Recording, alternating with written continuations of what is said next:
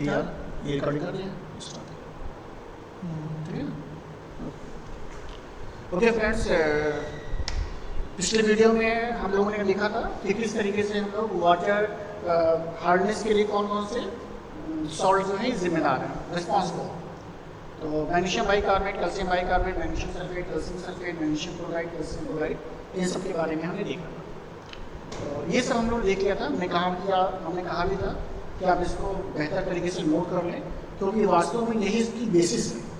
इसी के आधार पर जो है हम आगे देखेंगे। तो ये इम्पॉर्टेंट था। मैंने कहा था कि मैंने कुछ समझ ही आपको दिया था कि ऐसे नोट कर लें।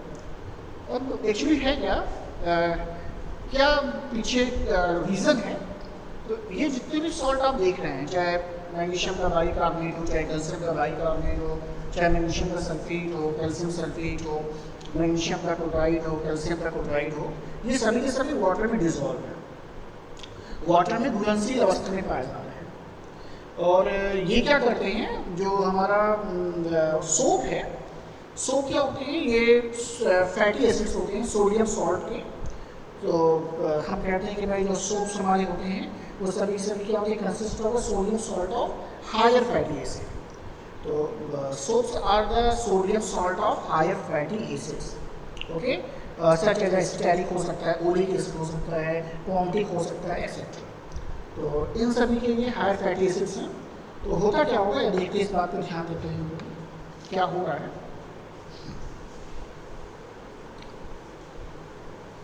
अगर इस बात पे ध्यान दिया जाए कि वास्तव में इस तरीके के रिएक्शंस हो रहे हैं, तो हम लिखते हैं वैसे C17 S35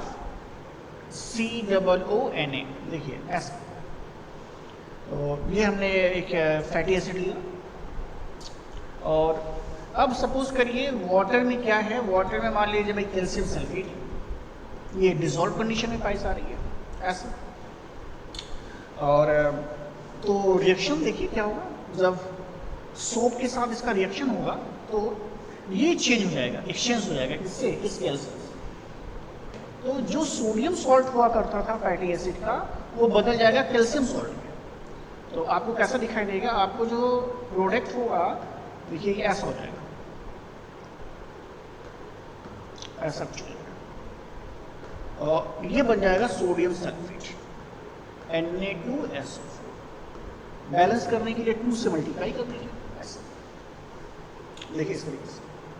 अब ये तो वाटर में डिसॉल्विंग कंडीशन में पाया जाता है, लेकिन ये वाटर में डिसॉल्विंग कंडीशन में नहीं पाया जाता। यानी आपका ये जो कैल्शियम है, कैल्शियम का जो सॉल्ट बन रहा है, ये वाटर में डिसॉल्व नहीं होता है। और इसके वाटर में ना डिसॉल्व होने के कारण ही ये वाटर के साथ रिएक्शन नहीं करता है। और जब रिएक्शन नहीं करेगा तो ध्यान नहीं बनेगा, यानी क्लीनिंग एक्शन पर प्रभाव पड़ेगा। क्योंकि हमारा जो क्लीनिंग एक्शन है झाग पर निर्भर करता है, तो क्लीनिंग एक्शन पर जाहिर सी बात है प्रभाव पड़ेगा। तो ये यहाँ पे देखने वाली बात है, ये समझने वाली बात है। तो इसका इक्वेशन आप लिख सकते हैं आसानी से। ये सोडियम स्टीरेट है, इसका नाम है सोडियम स्टीरेट। और ये इनसॉल्युबल सॉल्ट लिख सकते हैं STEARAT, इसका नाम है सोडियम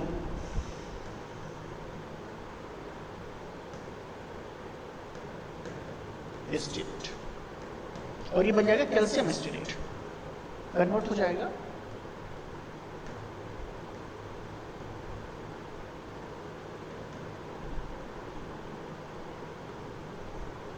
कैल्शियम स्टीरेट।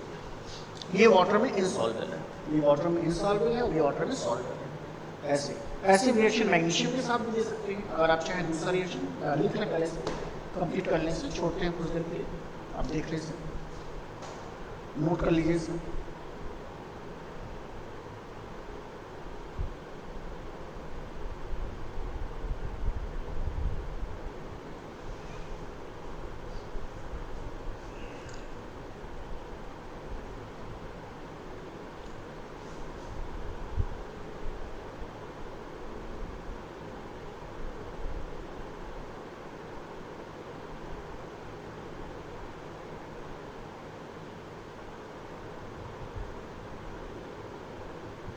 अभी तो एग्जांपल हमने कैल्शियम सल्फेट के साथ दिया है, इसी तरीके से मैग्नीशियम सॉल्ट के साथ भी एग्जांपल दे सकते हैं।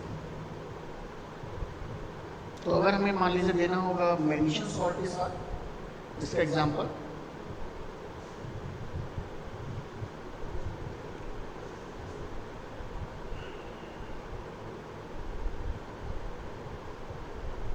तो हम कैसे दे सकते हैं?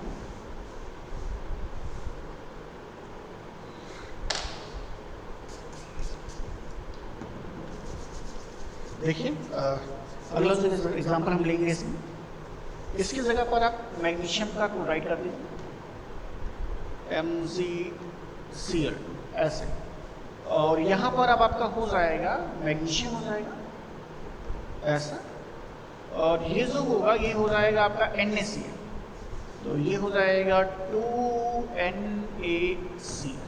देखिए तो ये मैग्नीशियम का हो जाएगा, ये स्टीरेट जो होगा ये हो जाएगा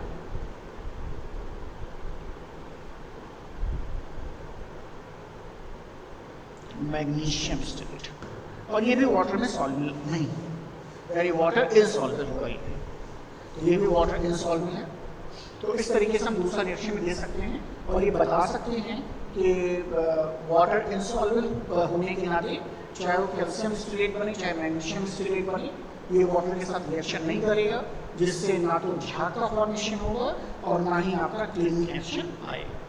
तो ये कॉज ऑफ हार्डनेस में इन बातों को हम लिख सकते हैं कि कौन कौन से आयन रिस्पॉन्सिबल हैं, ये जो भी आयन्स है जो भी सॉल्ट्स हैं कैल्शियम मैग्नीशियम के, ये वाटर में सॉल्युबल्स हैं, इसके नाते हम इन्हें सेपरेट नहीं कर सकते थे। और जैसे ही ये किसी भी सोप के संपर्क में आते हैं तो सोप के जो सोडियम सॉल्ट को है उससे कैल्शियम और मैग्नीशियम सॉल्ट में कन्वर्ट होते हैं। तो इतनी इंफॉर्मेशन जो है यहाँ पे दे सकते हैं। तो इतनी इंफॉर्मेशन देने के बाद जो है अगले टॉपिक को हम देखने जा रहे हैं कि अगला टॉपिक हमारा क्या होगा। तो जो नेक्स्ट टॉपिक होगा वो होगा types of hardness.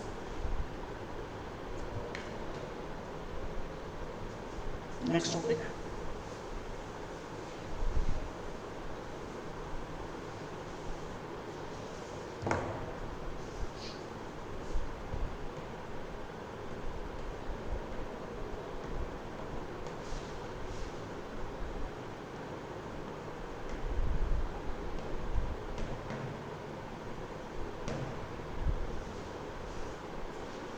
Types of hardness. इस टॉपिक में हम देखेंगे कि हार्डनेस कितने तरीके का हो सकता है, कितने टाइप का हो सकता है।